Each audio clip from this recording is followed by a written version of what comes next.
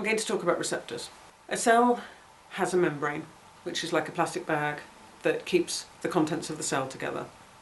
Those contents include all sorts of complicated machinery for making proteins, for example, and they include also the DNA and the RNA and all the rest of it for turning genes into specific proteins and then for recycling those proteins, building them, all that sort of stuff. And lots else besides needs to be done by the cell, and all of that is held together by the cell membrane.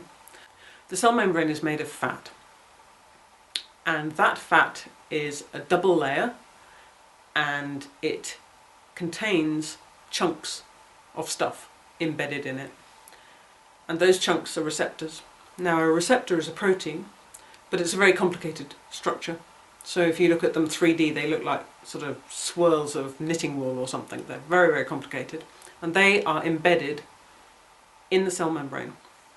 Now, you get various types of receptors because there are lots of different kinds of neurotransmitters and neuromodulators in the brain, and they all have their own particular kinds of receptors. But you can classify the receptors into two kinds: ion channels and metabotropic receptors. Basically, ion channels are fast, metabotropic receptors are slow. Together, those ion channels and metabotropic receptors provide a very complicated way of regulating the cell's activity because they can incorporate both fast information and much slower changes, and those slow changes may include changing genes so that some genes are activated, i.e. producing protein, and some genes are not activated, i.e. not producing protein. So you can use that on many different timescales, both to change the cell's electrical activity, but also to change what genes are expressing proteins, which in turn changes what's going on in the rest of the cell.